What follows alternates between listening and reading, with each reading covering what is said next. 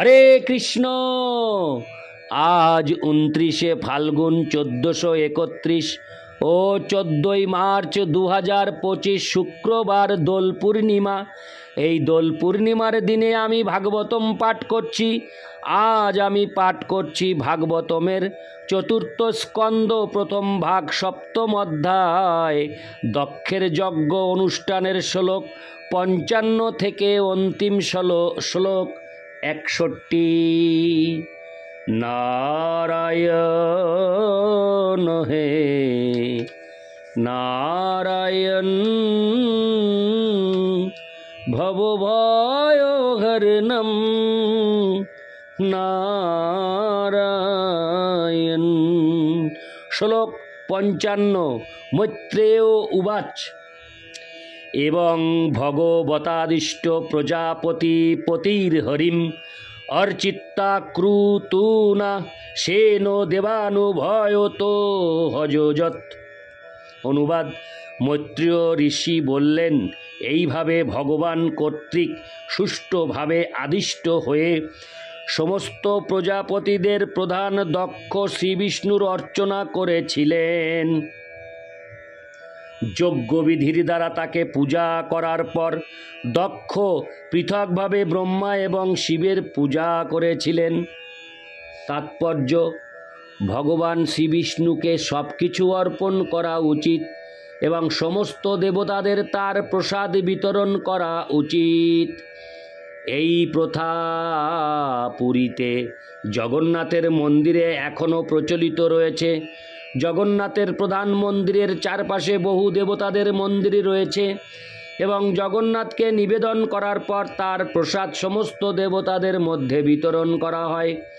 বিষ্ণুর প্রসাদের দ্বারা শিবের বিগ্রহের পূজা হয় এবং ভুবনেশ্বরে প্রসিদ্ধ শিব মন্দিরেও বিষ্ণু বা জগন্নাথের প্রসাদ শিবকে নিবেদন করা হয়। সেটি হচ্ছে বৈষ্ণব প্রথা। বৈষ্ণব কোনো সাধারণ জীবকে পর্যন্ত অবহেলা করেন না, এমনকি ক্ষুদ্র পিপীলিকাকেও নয়। বৈষ্ণব সকলকেই তাদের মর্যাদা অনুসারে সম্মান প্রদর্শন করেন। তবে সেই সম্মান ভগবান শ্রীকৃষ্ণ বা বিষ্ণুকে কেন্দ্র করে নিবেদন করা হয়। যে ভক্ত অত্যন্ত উন্নত, তিনি প্রত্যেক বস্তুর সঙ্গে শ্রীকৃষ্ণের সম্পর্ক দর্শন করেন। তিনি কোনো কিছুই শ্রীকৃষ্ণ থেকে স্বতন্ত্র রূপে দর্শন করেন না। সেটি হচ্ছে তার একত্বের দর্শন। ইতি শ্লোক 55। শ্লোক 56। রুদ্রং চ সেন ভাগেন উপাধাবৎ সমাহিত কর্মণোদবসানেন সোমপানিতরানপি উদবস্য সহর্তিগোভি সস্নাবভৃতং তত। অনুবাদ: দক্ষ শিবকে তার যজ্ঞভাগ নিবেদন করে সম্মানপূর্বক সর্বতোভাবে পূজা করেছিলেন। যাজ্ঞিক অনুষ্ঠান সমাপ্ত করার পর তিনি অন্য সমস্ত দেবতা এবং সেখানে সমবেত সমস্ত ব্যক্তিদের সন্তুষ্টি বিধান করেছিলেন। তারপর পুরোহিতগণ সহ সমস্ত কর্তব্য সমাপ্ত করার পর তিনি স্নান করেছিলেন এবং সম্পূর্ণরূপে সন্তুষ্ট হয়েছিলেন। তাৎপর্য: যজ্ঞভাগের দ্বারা যথাযথভাবে রুদ্রের পূজা করা হয়েছিল। যজ্ঞ হচ্ছেন বিষ্ণু এবং বিষ্ণুকে নিবেদিত প্রসাদ সকলকে বিতরণ করা হয়, এমনকি শিবকে পর্যন্ত। এই সম্পর্কে শ্রীধর স্বামীও তার ভাষ্যে বলেছেন, সেন ভাগেন যজ্ঞাবশেষ সমস্ত দেবতা এবং অন্য সকলকে নিবেদন করা হয়। অর্থাৎ যজ্ঞাবশেষ সমস্ত দেবতা, হরে কৃষ্ণ, যজ্ঞাবশেষ সমস্ত দেবতা এবং অন্য সকলকে নিবেদন করা হয়। ইতি শ্লোক 56। শ্লোক 57। তস্মা অপ্যনুভাবেন সেনৈবাপ্ত রাধসে ধর্ম এব মতিং দত্তা ত্রিদশাস্তে দিবং যজু। অনুবাদ: এইভাবে বিধিপূর্বক যজ্ঞ অনুষ্ঠানের দ্বারা ভগবান শ্রী বিষ্ণুর পূজা করার পর দক্ষ সম্পূর্ণরূপে ধর্মপথে স্থিত হয়েছিলেন। অধিকন্তু সেই যজ্ঞে সমাগত সমস্ত দেবতারা তাকে পুণ্য লাভের আশীর্বাদ করে স্বর্গলোকে ফিরে গিয়েছিলেন। তাৎপর্য: দক্ষ যদিও ধর্মের পথে যথেষ্ট উন্নত ছিলেন, তবুও তিনি দেবতাদের আশীর্বাদের অপেক্ষা করেছিলেন। এইভাবে দক্ষ যজ্ঞ শান্তি এবং সৌহার্দ্যপূর্ণভাবে সমাপ্ত হয়েছিল। ইতি শ্লোক 57, শ্লোক 58। এবং দাক্ষায়ণী হিত্যা সতী পূর্বকালে বরম যজ্ঞে হিমবত ক্ষেত্রে মেনায়ামিতি শুশ্রুম। হরে কৃষ্ণ। শুশ্রুম। অনুবাদ: মৈত্রেয় বললেন, আমি শুনেছি যে দক্ষ থেকে প্রাপ্ত শরীর ত্যাগ করার পর দাক্ষায়ণী দক্ষ কন্যা হিমালয়ের রাজ্যে জন্মগ্রহণ করেছিলেন। তিনি মেনার কন্যারূপে জন্মগ্রহণ করেছিলেন। এই কথা আমি প্রামাণ্য সূত্রে শুনেছি। তাৎপর্য: মেনা মেনকা নামেও পরিচিত। হরে কৃষ্ণ। মেনা হরে কৃষ্ণ। মেনা মেনকা নামেও পরিচিত। তিনি হচ্ছেন হিমালয়ের রাজার পত্নী। ইতি শ্লোক 58, শ্লোক 59। তমেব দ্বৈতং ভূয়ো আবৃঙ্ক্তে পতিমম্বিকা অনন্য ভাবৈক গতিং শক্তি সুপ্তেব পুরুষম। অনুবাদ: অম্বিকা দুর্গা দেবী, যিনি দাক্ষায়ণী সতী রূপে পরিচিতা ছিলেন, তিনি শিবকে পুনরায় তার পতি রূপে বরণ করেছিলেন। ঠিক যেমন পরমেশ্বর ভগবানের বিভিন্ন শক্তি নতুন সৃষ্টির সময় কার্য করে।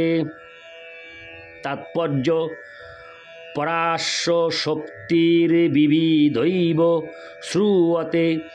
এই বৈদিক মন্ত্র অনুসারে ভগবানের বিভিন্ন শক্তি রয়েছে। শক্তি হচ্ছেন স্ত্রী এবং ভগবান হচ্ছেন পুরুষ। স্ত্রী কর্তব্য হচ্ছে পরম পুরুষের অধীনে সেবা করা। ভগবদ গীতায় উল্লেখ করা হয়েছে যে সমস্ত জীব পরমেশ্বর ভগবানের তটস্থা শক্তি। তাই সমস্ত জীবাত্মাদের কর্তব্য হচ্ছে সেই পরম পুরুষের সেবা করা। দুর্গা হচ্ছেন এই জড় জগতে তটস্থা এবং বহিরঙ্গা উভয় শক্তির প্রতীক এবং শিব হচ্ছেন পরম পুরুষের প্রতিনিধি। শিবের সঙ্গে অম্বিকা বা দুর্গার সম্পর্ক নিত্য। সতী শিব ব্যতীত অন্য কাউকে পতিরূপে বরণ করতে পারেন না। শিব হিমালয়ের কন্যা হিমবতী রূপে দুর্গাকে কিভাবে বিবাহ করেছিলেন এবং কিভাবে কার্তিকের জন্ম হয়েছিল তা একটি মহান উপাখ্যান। ইতি শ্লোক 59, শ্লোক 60। এতদ ভগবত সম্ব কর্ম দক্ষাধর দ্রুহ শ্রুতং ভাগবতাচ্ছি সাদুগ্ধ বামনে বৃহস্পতে।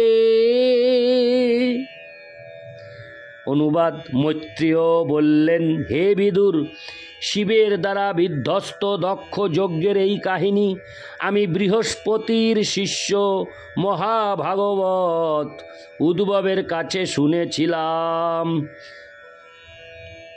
ইতি শ্লোক 60, অন্তিম শ্লোক 61। ইদং পবিত্রং পরমেশ চেষ্টিতং যশস্ব মায়ুষ্য মঘৌঘোমর্ষণম যো নিত্যদা কর্ণ নর হনু কীর্তয়েদ ধুনোত্তঘং কৌরব ভক্তি ভাবত। অনুবাদ: মহর্ষি মৈত্রেয় তার বর্ণনা সমাপ্ত করে বললেন, হে কুরুনন্দন, পরমেশ্বর ভগবান শ্রী বিষ্ণু কর্তৃক পরিচালিত হরে কৃষ্ণ পরিচালিত এই দক্ষ যজ্ঞের কাহিনী যদি কেউ শ্রবণ করেন এবং তা অন্যদের শোনান, তাহলে তিনি নিশ্চিতভাবে সমস্ত জড় কলুষ থেকে মুক্ত হন। হরে কৃষ্ণ। আমি লাইনটি আরেকবার পাঠ করছি, খুব ভালো লাগলো, খুব সুন্দর লাগলো। অনুবাদ, শ্লোক 61 অনুবাদ। মহর্ষি মৈত্রেয় তার বর্ণনা সমাপ্ত করে বললেন, হে কুরু নন্দন, পরমেশ্বর ভগবান শ্রী বিষ্ণু কর্তৃক পরিচালিত এই দক্ষ যজ্ঞের কাহিনী যদি কেউ শ্রবণ করেন এবং তা অন্যদের শোনান, তাহলে তিনি নিশ্চিতভাবে সমস্ত জড় কলুষ থেকে মুক্ত হন। ইতি শ্রীমদ্ ভাগবতের 4th স্কন্ধের দক্ষের যজ্ঞ অনুষ্ঠান নামক 7ম অধ্যায়ের ভক্তি বেদান্ত তাৎপর্য সমাপ্তম। এরপরে আমরা প্রবেশ করব 4th স্কন্ধ 1ম ভাগ 8ম অধ্যায়ে, পরবর্তী অডিওতে। নারায়ণ হে নারায়ণ, ভবভয়হরণম নারায়ণ,